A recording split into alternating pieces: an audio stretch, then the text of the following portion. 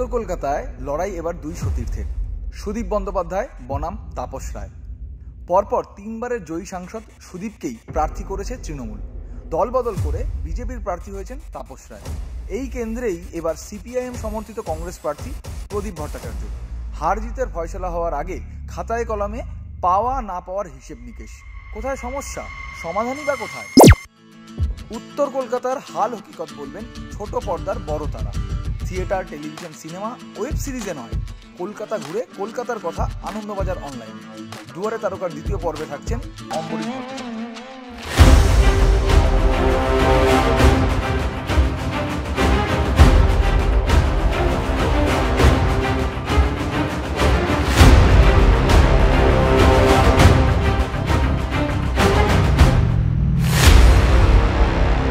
তোমার এলাকায় সুদীপ বন্দ্যোপাধ্যায় তিনবার তিনি লোকসভা নির্বাচনে জয়ী হয়েছেন।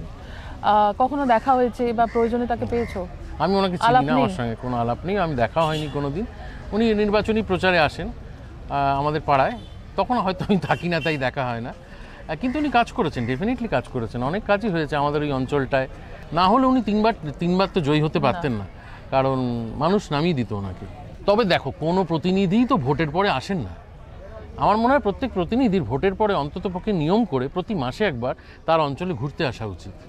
কোনো পার্টি অফিসে বসে গ্রিভেন্স শোনা নয়, ঘুরতে আসা। যেভাবে ওনারা হাত জোর করে প্রত্যেকটা ওয়ার্ডে ঘুরে রোদের মধ্যে ভোট চাইতে আসেন, ভোট পাওয়ার পরে একটা থ্যাঙ্কস গিভিংয়েও আসেন, কিন্তু তারপরে আমি বলছি বাকি 5 বছরে প্রত্যেক মাসে একবার এক একটা করে অঞ্চল চুজ করে সেখানে এসে সেখানকার মানুষদের সঙ্গে একটু কথাবার্তা বলা দরকার। এটা করা হয় না, কোথাওই করা হয় না। খুব উত্তম প্রস্তাব। অমরিশ, তোমার আরো পছন্দের জায়গা আছে, চলো আমরা একটু কুমোরটুলি যাই। হ্যাঁ চলো চলো।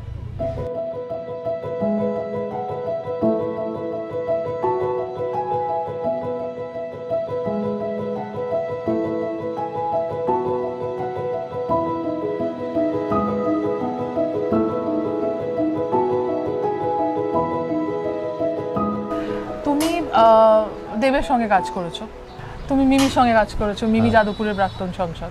তুমি মিঠুন দার সঙ্গে কাজ করেছো, বিজেপি নেতা, এখন প্রাক্তন সাংসদ। এই তিনজন মানুষের স্পেসিফিক্যালি পারফরমেন্স রাজনৈতিক নেতা হিসেবে বা নেত্রী হিসেবে, দেবকে আমি দেখেছি। এদের মধ্যে একমাত্র আমি দেবের কথা বলতে পারি, ও কিন্তু শুটিংয়ের ফাঁকেও ও নিজের প্রযোজনা এতৎসত্ত্বেও ও প্রধান চরিত্রে অভিনয় করছে। আমি কিন্তু দেখেছি ও কন্টিনিউয়াসলি একটা মনিটরিং করতে থাকে, সেটা ওর মাধ্যমে হোক, ও সেক্রেটারির মাধ্যমে, নিজের চোখে দেখা। এটা আমার মিঠুন দার ক্ষেত্রে কিছু জানো না? এই যে শাস্ত্রীতে অভিনয় করলেন। না, মিঠুন দা ওটা করতেই দেন না, ওটা একেবারে করতে দেন। অত বড় মানুষ, অত সিনিয়র লোক যদি না বলে, তখন তো তোমার সাহস হবে না ওই বিষয়ে কথা বলা। তো উনি একেবারে ওটা নিয়ে কোনো আলোচনা করতে চান না। মিমির সঙ্গেও কোনোদিন রাজনীতি নিয়ে কোনো কথা হয়নি। মিমি এত ঘেরাটোপের মধ্যে থাকেন, ওর সঙ্গে কথা বলাটা খুব ডিফিকাল্ট। উনি খুবই গার্ডের মধ্যে থাকেন সবসময়, নানান রকম বাউন্সার, গার্ড ইত্যাদি নিয়ে থাকেন। ওনার সঙ্গে অভিনয়ের বাইরে কোনো সেইভাবে কোনো আড্ডা বা গল্প হয়নি, হয়ে ওঠেনি। এই অঞ্চল নিয়ে আমরা কথা বলছি। করোনার সময় একটা বড় ধরনের অসুবিধা কুমোরটুলি ফেস করেছিল যতদূর আমরা জানি। একটু নড়বড়ে, এটা আমি বিশ্বাস করি না। আমি মনে করি করোনা কালে দু তরফ থেকেই, দুটো সরকারের ক্ষেত্রেই আমি বলবো, সেন্ট্রাল গভর্নমেন্ট এবং স্টেট গভর্নমেন্ট দুজনকে আমি প্রশংসা করব। এইরকম একটা ভয়ঙ্কর এইরকম একটা হাইলি পপুলেটেড একটা অঞ্চল আমাদের ভারতবর্ষ, বা আমি যদি পশ্চিমবঙ্গকেই ধরি, সেইখানে দাঁড়িয়ে এবং এত অশিক্ষা চারিদিকে, এত মানুষ মানে পভার্টি লেভেলের নিচে, তাদেরকে সমস্তটা অর্গানাইজ করে যে কোভিড কালটাকে এত সুন্দরভাবে হ্যান্ডেল করতে পেরেছে, এই ক্ষেত্রে আমি দুদিকে দুই সরকারকেই কিন্তু কোনো রকম সমালোচনা করতে পারছি না আমি ব্যক্তিগতভাবে। অসুবিধা তো হয়েছে গোটা বিশ্ব জুড়ে, হ্যাঁ, কিন্তু এক্ষেত্রে কিন্তু দুই তরফই, দুই সরকারকেই আমি বলবো যে তারা কিন্তু তাদের মতো করে খুবই ভালো কাজ করেছে। আমরা আরেকটু তোমাকে এক্সপ্লোর করতে চাই এই জায়গার মাধ্যমে। যাই।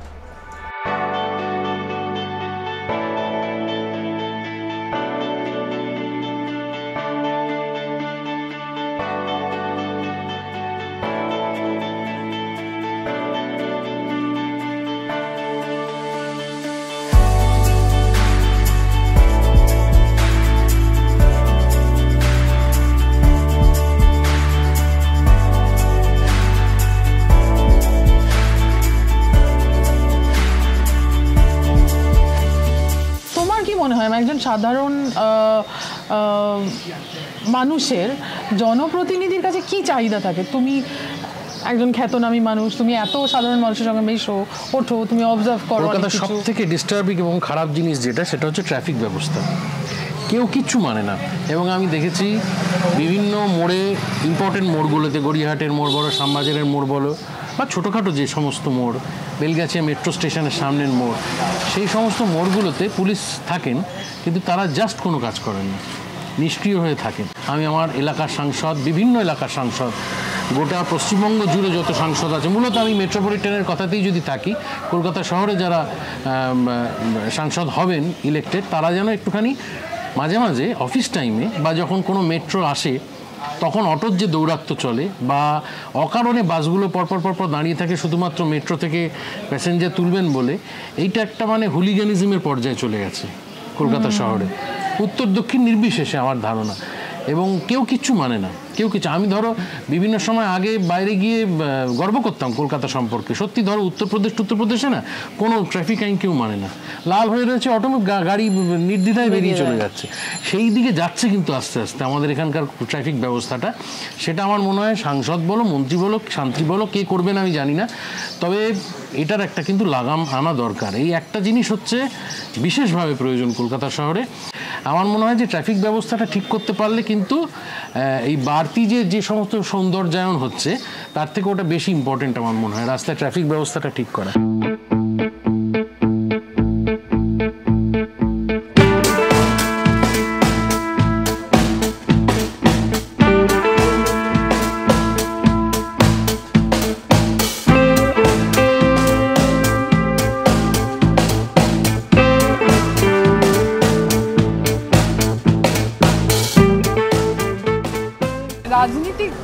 যারা রাজনীতিবিদ তারা যে প্রতিশ্রুতি দেন এই নির্বাচনের সময়, সবটাই কি রাখা যায়, না কিছু কিছু রাখতে চাইলেও রাখতে পারা যায় না? হ্যাঁ, সবটা হয়তো অনেকেই রাখতে চান, কিন্তু পরিস্থিতি পরিবেশের কারণে হয়তো হয়ে ওঠে না। অনেকগুলো উইং কাজ করে তো একটা রাজনীতির পেছনে, অনেক মানুষকে তুষ্ট করতে হয়, না করলে উপায় থাকে না। কারণ দিনের শেষে এটা সংসদীয় রাজনীতি এবং এটা ভোটের রাজনীতি, ফলে ভোটের রাজনীতি করতে গেলে কিছু মানুষকে সন্তুষ্ট রাখতেই হয়।